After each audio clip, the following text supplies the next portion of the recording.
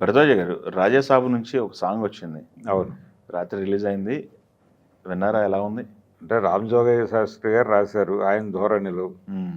ఆయన తరహా కొన్ని మెరుపులు ఉన్నాయి ఇందులో. హ్మ్. అంటే 'రెబెల్ సాబ్' అన్నారు. హ్మ్. 'రాజా సాబ్' టైటిల్ని రిఫర్ చేస్తూ 'రెబెల్ సాబ్' ఇలాంటి పదాలు వాడుతూ దానిలో భాగంగానే ఇండియాస్ #1 బ్యాచులర్ అనే మాట కూడా వాడేశారు హ్మ్. చివరిలో. హ్మ్. అంటే ప్రభాస్ తాలూకా పర్సనల్ లైఫ్కి సంబంధించి పెళ్లి విషయంలో రకరకాల చర్చలు రకరకాల వేదికల మీద జరుగుతూనే ఉంటున్నాయి. హ్మ్. సో దాన్ని కూడా అక్నాలెడ్జ్ చేసి ఈ పాట ద్వారా ఆయన జనాల్ని పట్టుకునేటువంటి ప్రయత్నం చేశాడు. హ్మ్.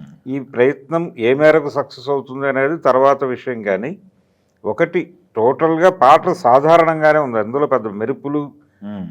ఒక ఎగ్జైట్మెంట్ కలిగించేటువంటి అంశాలుగా మ్యూజికల్గా అనిపించకపోవడం ఓకే.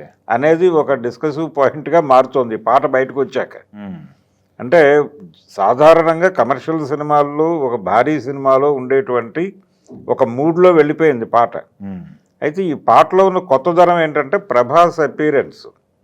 ప్రభాస్ కనిపించినంతసేపు చాలా కొత్తగా ఉన్నాడు. అవును. ఇలాంటి ప్రభాస్ని చూడటం కోసమే రాజాసాబ్కి జనాల్ని రప్పించాలి హ్మ్. అంటే ఇదే సెల్లింగ్ పాయింట్. హ్మ్.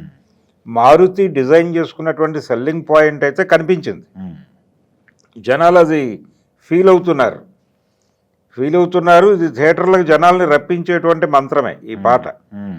కాకపోతే తమన్ ప్రతి సందర్భంలోనూ ఆ సినిమాకి తాను అడాప్ట్ చేసుకోవటం అనేది మ్యూజికల్గా కనిపిస్తూ వస్తుంది. హ్మ్. హ్మ్. అందుకని ప్రతి సినిమాకి ఆ హీరో ఇంటి పేరుతో ఆయన పిలవటం అనేది ఒక ప్రోగ్రామ్గా మారింది. ఓకే. అంటే వేదిక మీద నందమూరి తమ్మన్ అన్నాడు ఆయన, బాలకృష్ణ గారు. అదే. అలా ఆయన కొణిదెల తమ్మన్ అన్నారు ఓజీ టైంలో. ఇలా రకరకాల అభిప్రాయాలు ఆయన మీద నడుస్తూ ఉంటాయి. కానీ ఇక్కడ ఉప్పలపాటి తమ్మన్ కనిపించలేదు అనేటువంటిది ఒక చిన్న అభిప్రాయం. ఓకే. అంటే ఇంకొంచెం ఎనర్జీ కావాలి పాటలో, ఇంకొంచెం హడావిడి కావాలి మ్యూజికల్గా. హ్మ్. ప్రభాస్ వలన ఈ పాట స్థాయి పెరిగింది, అది వాస్తవం. హ్మ్. కానీ తమన్ కూడా ఆ రేంజ్లో నిలబెట్టడం అనే ఒక ప్రోగ్రామ్ని తన బాధ్యతగా చేసుకుని హ్మ్. ప్రతి ఆల్బమ్కి అలా సపోర్ట్గా నిలబడుతూ వస్తున్నాడు. హ్మ్. ఆ మెరుపులు, ఆ మ్యాజిక్ కనిపించలేదు. రామ్జో గారి సాహిత్యం కూడా, హ్మ్. ఆ సాహిత్యం అలాగే ప్రభాస్ అపీరెన్సు, వీటి వలన విపరీతమైన ఎలివేషన్ వచ్చింది ఈ పాటకి. అభిమానులు అయితే సెలబ్రేటివ్ మూడ్లోనే ఉన్నారు. హ్మ్. ప్రభాస్ అభిమానులు మాత్రమే కాదు, తెలుగు సినిమా ప్రేక్షకులు కూడా, సాధారణ ప్రేక్షకులు కూడా ఈ పాటకు రియాక్ట్ అవుతున్నారు. హ్మ్.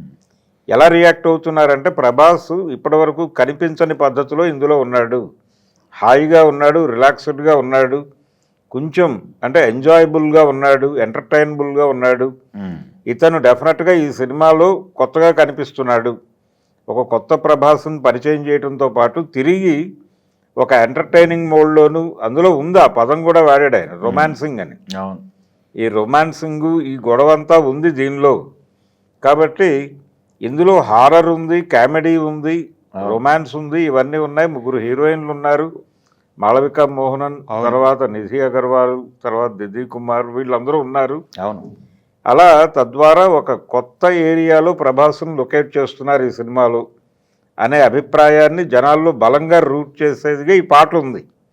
ఆ ప్రయోజనం నెరవేరింది.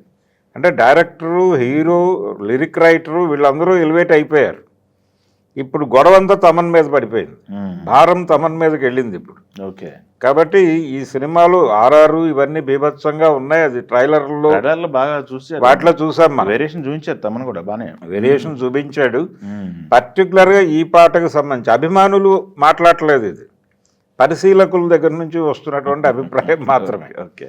కాబట్టి తమన్ కొంచెం దీన్ని రిజిస్టర్ చేసుకుని తనకి అంటే ఆ అడాప్టబిలిటీ ఉన్నటువంటి మ్యూజిక్ డైరెక్టర్గా ఆయనకు ఒక ఇమేజ్ ఏర్పడిపోయింది. ఆ ఏర్పడిన ఇమేజ్ నుంచి ఎక్కడ తగ్గకూడదు, ముందుకెళ్ళాలి తప్ప. ఆ ముందుకు వెళ్ళటం అనే దాని మీద ఎక్స్పెక్టేషన్స్ పెరుగుతున్నాయి మీ మ్యూజిక్ మీద. ఆ ఎక్స్పెక్టేషన్స్ రీచ్ అవ్వటం అనేది మీకు కసరత్తుగా మారచ్చు, కానీ తప్పదు, అది క్రియేట్ అయిపోయింది కాబట్టి యుద్ధం తప్పదు. అందుకని ప్రతి సందర్భంలోనూ మీరు యుద్ధమే చేయాల్సి ఉంటుంది ఆ పరిస్థితి మీరే క్రియేట్ చేసేసుకున్నారని ఆయన చెప్పక తప్పని పరిస్థితి అయితే ఈ పాట క్రియేట్ చేసింది. ఓకే ఓకే ఈ రాజాసాబ్ పాట. ఓకే రాజాసాబ్ అనాలా, రెబల్ సాబ్ అనాలా ఆయన అన్నట్టుగా అదే రెబల్ సాబ్ గారి పాట. అలాగే మధ్యలో కొంత చిన్న ఏరియా ఆయనకు ఒక చిన్న ఆశీర్వాదం, దుర్గమ్మ తల్లి అంటూ మనవాడిని ఆశీర్వదిస్తున్నటువంటి బామ్మ, ఒక బామ్మ పాత్ర అవన్నీ చూపించి కొంత వాతావరణం అయితే సినిమా వాతావరణం బాగుంది. అది మాత్రమే కాదు, మిగిలిన క్యారెక్టర్లను కూడా కొంత ఎస్టాబ్లిష్ చేశారు పాటలు. అలా ఈ పాట అట్రాక్ట్ చేసింది, జనాలకైతే రిజిస్టర్ అవుతుంది, నెమ్మదిగా నడిచేటువంటి పాట.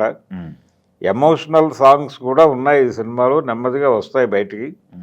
ఏదేమైనా తమన్ ఒక లెవెల్లో కొంచెం ఇబ్బంది పెట్టాడేమో అనిపించినటువంటి పాట, కానీ బాగుంది. Okay thank you. లిరికల్గా బాగుంది, టేకింగ్ బాగుంది, వాతావరణం బాగుంది. ప్రభాస్ బాగున్నాడు. ప్రభాస్ మీద జనాలకు ఉన్నటువంటి ఎక్స్పెక్టేషన్స్ని పెంచే పాటగానే చూడాలి దీన్ని. Okay thank you.